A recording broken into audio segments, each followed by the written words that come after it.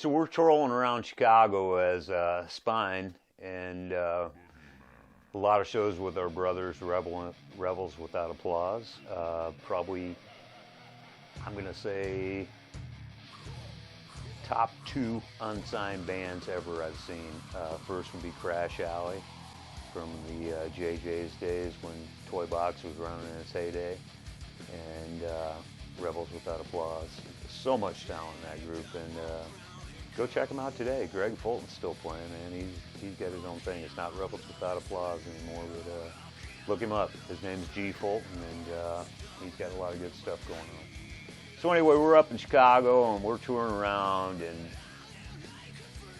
it seems like we played the Infirmary in Peoria. Actually, was one of the last shows we played with this particular lineup of Spine, which was at that time beginning to do shows as a Pantera tribute band under the name Warner. And I believe that's about 97, if I had to guess. And so we're playing, and incredible band. All the players were great. Dave Wilson, who was on bass at the time, was a great bass player. Dave's got a long history behind himself. I believe he did some road work with a couple prominent bands and stuff. And Sean Huffsettler on drums. And Sean's an incredible drummer and a great friend of mine. And Scotty McClellan, which Scotty could do 10 of these shows probably. So we're finishing up a couple shows, and Dave's going through a lot of stuff, and at that point we just decided we got to make a break. It's not working. We did get the first album done with Dave, Brotherhood, or I'm sorry, it's called Spine, You Made Me. Had a couple goes with the album cover, which Kenny will show those after a bit, or we'll splice them in here or whatever, I guess. One that didn't get accepted and the one that ended up getting accepted. We had a lot of really good shows. We played with a lot of really good bands. I shared the stage with Disturbed up in Chicago at a place called Champs. I've done stuff at J.J. Kelly's with Crime and Lungbrush and Gravelbone and Enuff Snuff at the theater in Indiana. Just a lot of really cool shows with them and stuff. And we kind of wanted to keep that going, and so when Dave backed out, I contacted Nathan Arrington. And I had known Nathan a little bit from his stints in some of the bands in Fulton County from when I grew up. Of course, I used to play with Intruder and Toy Box and stuff. And I believe Nate back then was playing with Mother's Mistake later on, and before that, Kenny helped me with the name. Master of Puppets. Yeah, but when he played with Eddie. Trash Can Buffy. Thank you. So Nate had this history, and so I knew Nate, but I knew Nate mainly from Master of Puppets, because as playing as Warner, even though we didn't prefer to play that way at the time, because we were more about our originals, but we wanted the money to help record another album, so we were playing these Pantera shows under the name Warner. And we wanted to keep that going because we had more material that we wanted to write and record. So I got a hold of Nate, and I said, Nate, I hear you're off the road right now. Would you be interested in? I gave him the information, and couldn't be happier. I've shared more hotel rooms with Nate than any person I've shared with in my life, and I've always had an enjoyable evening. No, I mean at the gigs. You got it, Nate. No, Nate and I have a long history together. It's all been good. He's been my designated driver. He's been the dude that kept me alive when I was puking blood, whatever it may have been at the time, you know. But anyways, we've had a good run, and I still play with Nate today, which I will get to later on. So Nate joins the band, and I had a lot of shit going on in my life at the time. Anyway, I was moving back. I was living in Chicago, getting ready to move back to Illinois. My wife was pregnant. We came back, and we had a show in '99, New Year's Eve, I believe. And we'd been running around all that week, hanging out with all the people downtown, Satan and Jesus and Rich and Chad, and from Mudvayne for those folks or whatever. But just hanging out with all the folks we knew. And my wife went into labor a little bit early, and we went in, and the baby movie didn't make it. And so the way it was presented to me, and I was in the room, but the way the doctor talked to me, I took offense to it, and I was asked to leave the hospital. So I went and did my show, and that was kind of the last show with Dave and them at that point. We were at kind of a breaking point anyway, and so Nate comes in, and I wanted to change the name of the band to Cemetery Gates to honor my daughter Madison, and so we changed the name to Cemetery Gates, and shortly after that I got served a summons on using the name Spine because there was a band in heavy rotation at the time on some MTV up-and-coming whatever channel. I'd never heard of the band. I had to Google it to find them, and even that took a while, but and we lasted a lot longer than they did. But anyways, we had to change the name legally, so after some back and forth with their lawyer, I said, what if I spell it with a Y? He goes, I'll sue you again. And it's like, man, whatever, you know. So we changed it to Brotherhood of Spine, because that's what we consider ourselves anyway, as well as any guys that play in a band together. I know damn well they're all brothers. You cross one, you cross them all. So we just said Brotherhood of Spine, and that guy said it'd be cool. So we continued on there, but we had made either the mistake or the ingenious idea to play a Pantera song at the end of our original shows as our encore, and it was really catching fire, so the Cemetery Gates thing kind of took hold. We finished up the second Spine album. We didn't really do as much behind it because everybody wanted Cemetery Gates, and that's the beginning of really a new decade for me. Around 99, 2000, I was leaving Chicago, going down to Springfield, making family with other people in that area that I was just starting to meet and learn, which was Buddy Jackson and, you know, the guys from that area, Sean and Buddy, and Big John was down there. A lot of people I met that had worked with Big John I knew from Mudvayne and Slipknot, of course. He'd been bodyguards with them and was coming into his own as a singer as well. We signed with the distribution label for Spine. Got reports back that we were in the top 10 in Russia, which was quite exciting. Might have got a couple $1.40 checks in the mail for our trouble, but anyways, it was a good time. And at that time, we started hardcore into the Pantera. So I'll say actually 99 is when we went more towards Pantera. Like I said, we did release another Brotherhood of Spine album later in about 2006 with the same guys, except for Nate on bass. Nate on bass! And kept that rolling as well. But that was a good time. I played so many stages, and Kenny knows how this is. When you're in a big tribute band like that, there's just certain things you're afforded that you would never, ever think you were. You know, I played sold-out shows to Pops in St. Louis, and they said, well, the only other band that ever sold this place out was Mudvayne until you guys came. And it's like, well, Damage Plan played here last week, and they said to about half the people. And I'm like, okay. You know, and that became a thing, actually. Damage Plan and Superjoint were on the road pretty heavily for the next couple years, and we got booked to play between them at almost every club, and I never could figure it out. And finally I asked Rich down at Pops one time, I said, why do you have us between these guys? And he said, because everybody wants to hear Pantera. They said, Damage Plan will play a couple songs, Phil won't play any. They said, you guys come in, you play them all. And he goes, but the best thing is, when you come in, he goes, dude, you're doing shots, you're talking to the crowd, you do it like they do it live. He goes, even if you may not sound exactly like them, he goes, but your shows are so much like them. And that's kind of always what I've had to try and go for because of my vocal limitations. And I don't know, I felt good about it for a long time. And then Dime passed away on stage. And the night that it happened, I was actually on the phone with one of the owners to a club in Flint, Michigan, and their sound man was, their light man was doing lights at the show in Ohio.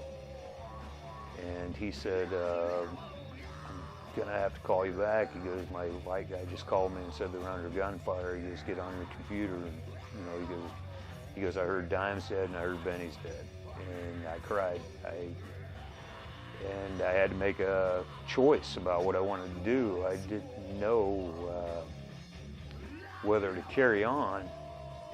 I didn't want people to think that I was doing it to make money off this genuine, a guy that I got to meet 7 or 8 times, and every time I met him was as genuine as if I would meet Gary Hory or someone around town. You know, it's like you're meeting a brother.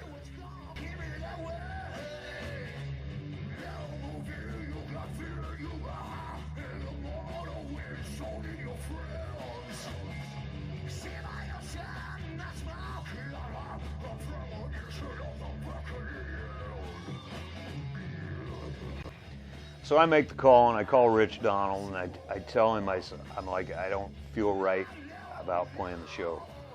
It was a week after Dime had died. At the time, Brian Goodluck was playing guitar with us too. Scotty was on a little bit of a hiatus at the time, as he's had a lot of different recording projects. So Goody stepped in and did an immaculate job.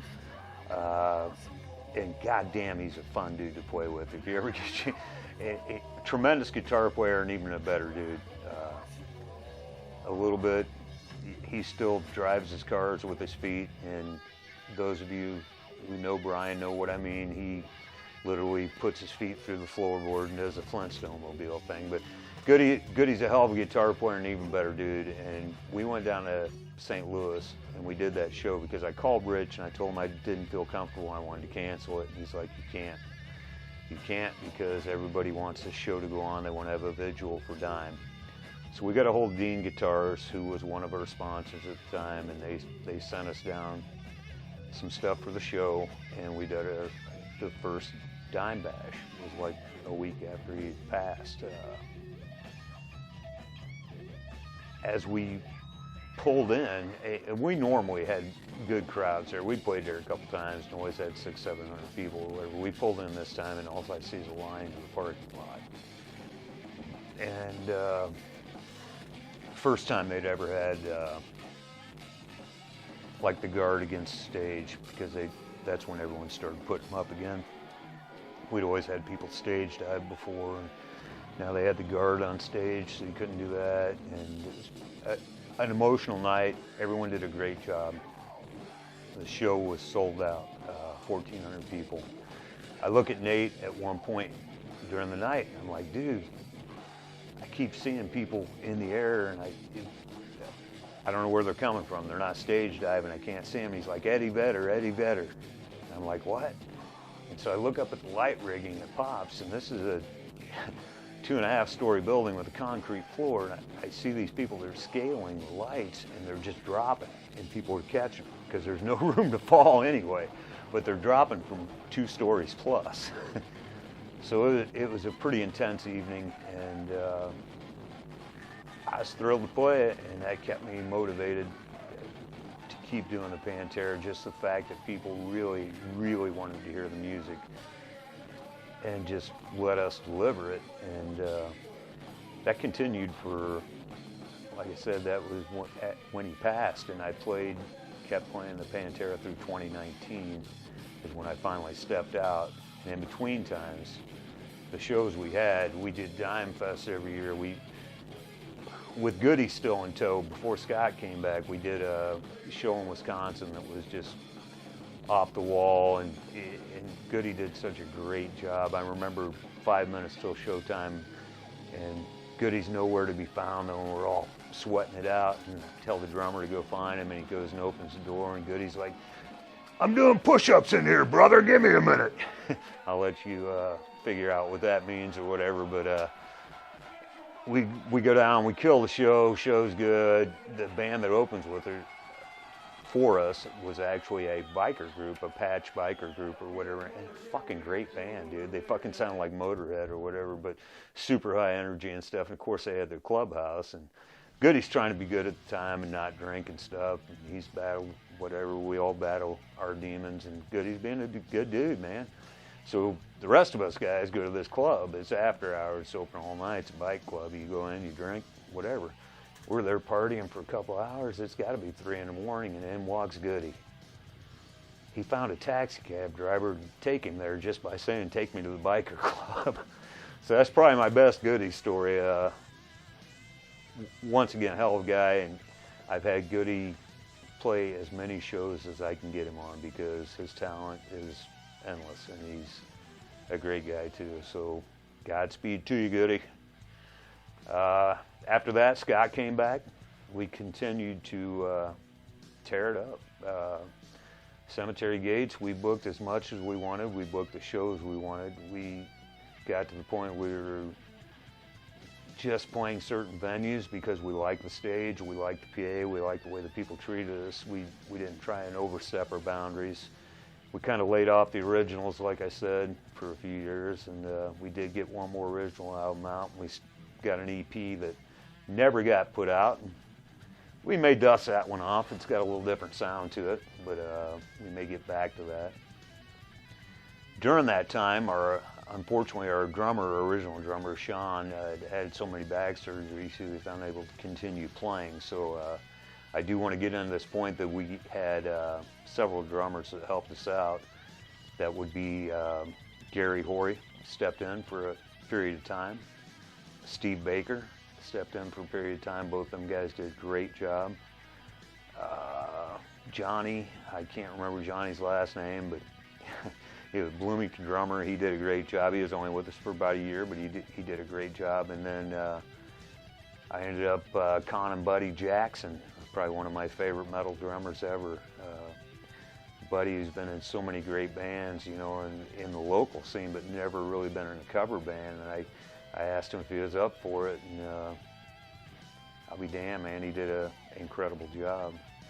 And while Buddy was in the band, I think we might have been, it was before Buddy joined, but as we finished up that second Spine album, I brought Scott in from Buddy's band and had Scott do some vocals with us in the studio. And some of my favorite materials, what I'm singing with Scott, just having another vocalist to bounce ideas off of was tremendous. And so that was a good time. So during that time period, though, I kind of made my promise to myself. One of my first managers or booking agents or whatever you call them was one of my teachers from high school, Charlie Schwalm. Had been one of my teachers, and I hooked up with him at the beginning of Avalon, and he booked us into clubs we couldn't get into because of our age or whatever. And Charlie was really up on his music, but he was also a huge Springsteen fan, and he was always trying to push it on me and push it on me and push it on me. Well, I finally went and seen a Springsteen concert the year I graduated, and actually it blew me away. I'd never seen a performer perform for 4 hours and kill it from beginning to end. And it was a different style of music for me, but I always promised myself I'm going to go back there. So we're about 2000 and I'll say 8 or 9 here. And I'm going to be playing with the Barflies. Barflies popped in about 2005 or 6, I think, which Barflies, the original Barflies, I believe, was Jeff Eaton, Mark Carnell, and John Patty. Now, that morphed into several different versions. It morphed into Eric Yarborough, my drummer from Toy Box, makes a comeback, and Eric's a phenomenal fucking drummer. So when Eric was invested, I was invested. So we had Eric, we had Nathan Arrington, once again, we had Jeff Eaton, tremendous guitar player. As far as, I had so much fun with Jeff on the road. And we were the house band for 106, not my first time. Toy Box, I missed that in their era, but Toy Box was also Band of the Year and house band for Rock 105.7 or something back then. So when I get with Jeff, we're the house band for 99X. And then in the middle, we get switched to 105.7. I don't know, it was confusing, but we did a lot of really great gigs. We did like the, before the bike races where they play by the riverfront, we did that. They had us open up for the new housing, which was interesting on a Sunday morning after being on the Barflies.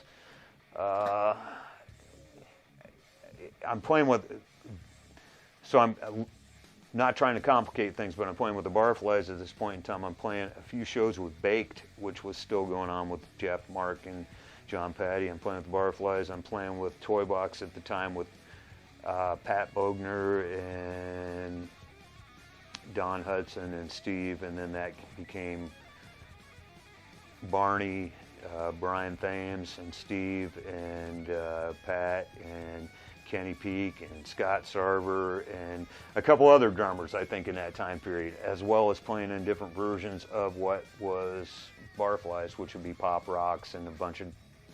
I'm playing with 5 bands constantly and running sound, as I had started the sound business in the middle of this and running a business at the same time. So I'm a little scattered and a little hazy on those days. Someone can correct me if they need to, but this should take us up to about the time when Glory Days starts. All right, so I get into Glory Days, prompted by a manager from years before and a teacher of mine, as I said, that used to book the band and stuff like that, which Charlie was always very good at it because he was a very outspoken dude and he knew his music, and he did a lot of favors for us as a band. And so I go to a Springsteen concert. I get turned on to this 79, 80 when the river's going, but I bury it and I tell myself I'm going to do it, but I'm going to pick my time. So at the time I'm doing a lot of sound, and I'm the sound guy for all the metal bands. I got the most badass PA around, and they all want me to do sound. So I'm doing sound from Membrata, and I remember their drummer was really good, and I liked him a lot. And I'm doing sound for a band called Beautiful Chaos, and they were like Dream Theater, except for the big, giant guitar player picked up a sax and did a sax lead with this music. You know, like, oh, wait, it's time to do the Springsteen Band. So I promised myself I'd do it when I was about 40, but it took a little longer than that. I was probably about 45 at the time, and I called these guys up. I called Trent Keeling up. Trent was my first choice for one of my guitar players, and Trent couldn't do it. He was too busy at work. He turns me on to him and Jeff Eaton both turned me on to Mike Means, better known as Boomer around here. And I call Boomer up, and Boomer says he's down. So I get Boomer, I get Nathan from this metal band, I get BJ, who's probably the most badass progressive rock guitarist in the area at the time, and tell him I just want him to play saxophone. And then I find out he plays keys too, and I'm like, we're down. This guy from Galesburg gets a hold of me by the name of Rob Shelley, and he hands me his business card, and he looks like Elton John in the business card. In real life, he looks like Elton John with natural aging and about 50 pounds later or whatever. But he's a great keyboard player. He's actually like a Hammond organ player. So we go through numerous people trying to find the right bass player. Started with Don Hudson from Toy Box. Don was too busy to do it. Needed 2 guitar players, so somehow I got old Dennis Mason's number, and Dennis is out of Hopedale, great player. And Dennis ended up being one of the original ones. Nate stayed with the band, and BJ stayed with the band, and Rob Shelley stayed with the band until he passed away. Guitar players, we went through a couple. Scott Stockman came over and played. Scott did a great job, but he was going through a lot of stuff, couldn't stay with the band. Ended up with Kurt Teutsch on guitar, and Dennis Mason, and BJ Price on sax and keys, Rob Shelley on keys, and Nathan Whiteman on drums, and started the band Glory Days. Now, my idea for Glory Days was to do a Springsteen original band. Then I came to the fact that there wasn't maybe enough clubs to support that, so I said, well, let's learn 40 cover tunes to go with that. So we learned everything from John Cougar to Parliamentary Funk to Sly and the Family Stone to just covered funk, covered classic rock, Bob Seger, anything with sax and stuff we could get people up with, and learned the 40 Springsteen songs. So we learned 80 songs.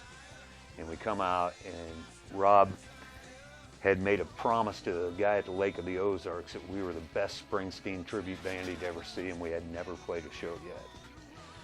So we ended up doing our first show for a buddy of mine's wedding, Roy Pitts, known as Fuck You Roy during the Toy Box days, because the first thing he'd do is bring us a shot of Jack Daniels on stage when he walked through the door. But he did bring me my inflatable sheep in those days too, that were an integral part of the toy box days. So we play Roy's Wedding. It goes off really well. We do a mix of the covers and the Springsteen. We go up and do a gig in Galesburg, and then we're at the Lake of the Ozarks to quote, unquote, be the best Springsteen tribute band ever. But it ends up working out. They ended up wanting a lot of covers down there. And we were probably better on the Springsteen stuff, but we were growing into the covers. And like this band became a family. Glory Days is probably the closest knit group of guys I've ever played with, just because of the way we played. Almost everything we played was on the road, so we spent extensive time together, whether we were in Michigan, Chicago. Probably the best 10 years, 8 years. After Rob died, it got harder because then we had to start relying on other musicians. Not that they weren't great musicians. Jim Bassino came in and filled out a show for us. We had other people come in and play keys, and later on Nate's wife, Rochelle, came in, and fabulous female vocalist, helping out with the vocal parts there and doing keys as well.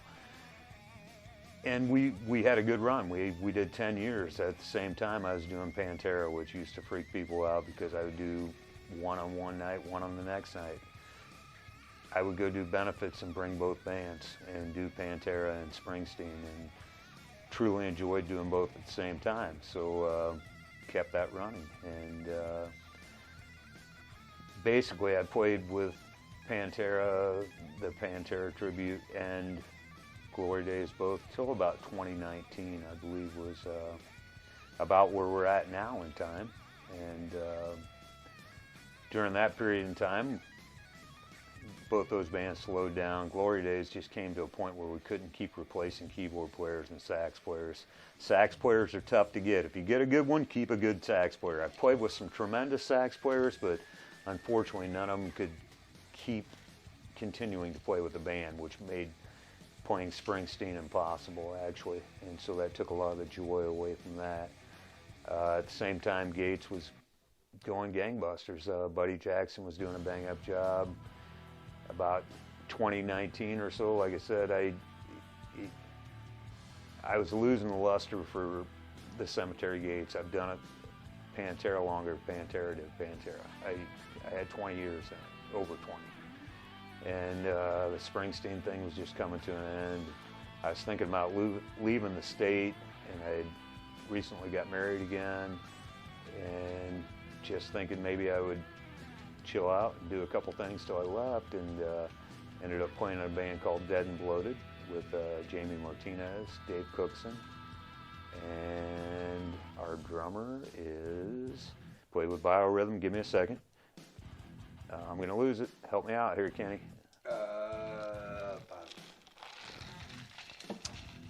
Well, I have to cut this part, or at least shave it. Hang on a second. Let me get his name here.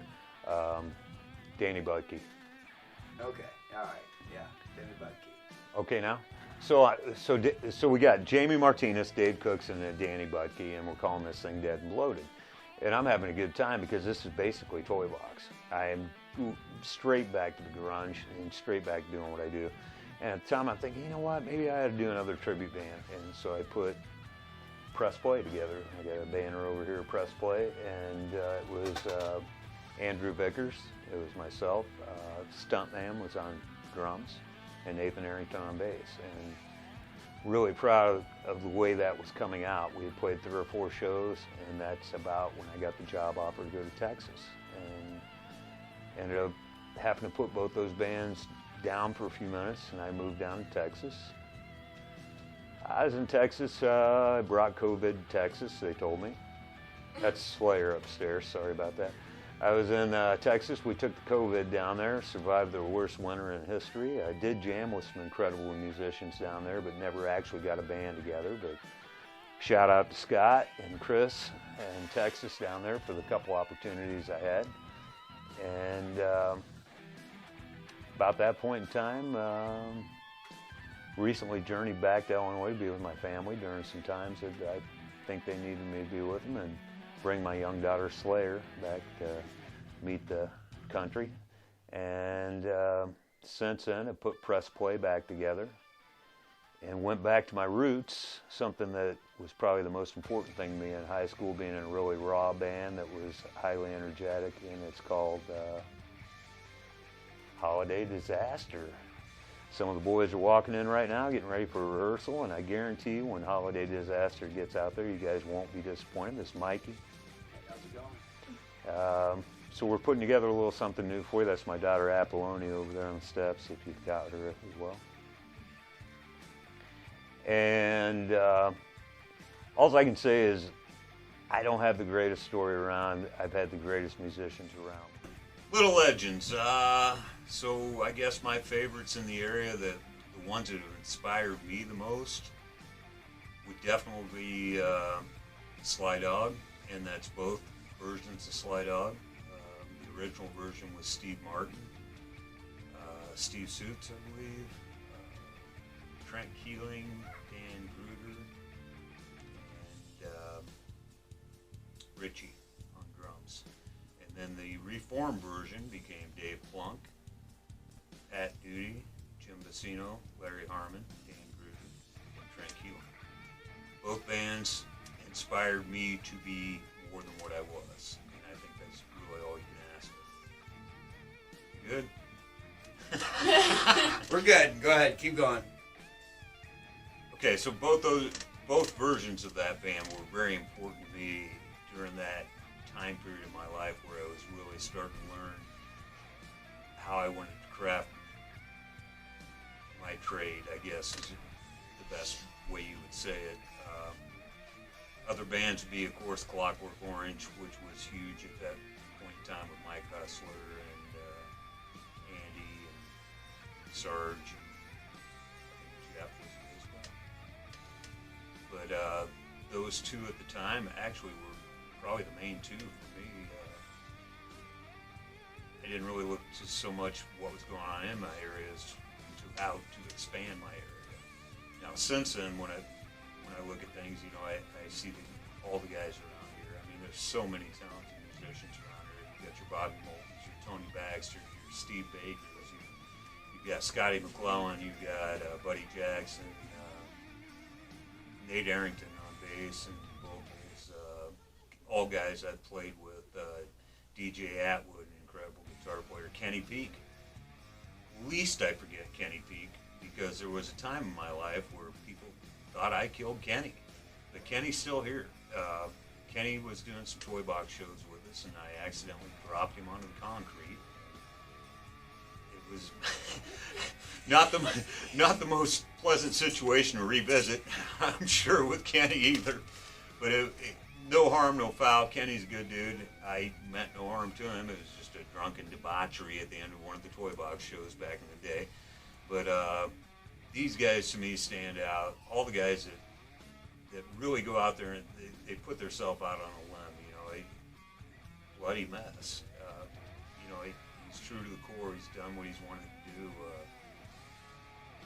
There's Mudvayne, you know, Chad Gray, Matt McDonough, Greg Tribbett, Ryan Martini, all them guys.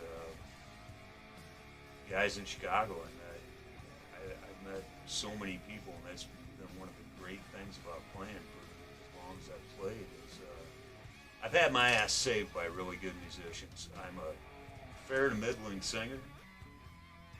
I'm a really good drinker, and that parlays to my onstage performance. And so people like to see people having a good time. I have a good time when I play. I always have. I try to do stuff that's important to me and stuff I believe in, for sure. More of that as I've grown into playing. But all the guys, Greg Whitwood, Kurt Deutsch, Dennis Mason, Nathan Whiteman, B.J. Price. Probably B.J. Price might be the most accomplished musician I know. And I had the opportunity to play with him. I got to play with Timmy Fires for a while. He didn't even play in a band with me, but he rehearsed in a band with me, and that was cool enough. Andrew Vickers. I can say and the list goes on forever, but I think you know where I'm going. There's a lot of people you could talk to in this area, and Kenny, you are one of the little legends yourself. So I'm going to wrap it up. I would like to bring in the next little legend if I can step off camera for just 30 seconds to bring in this one.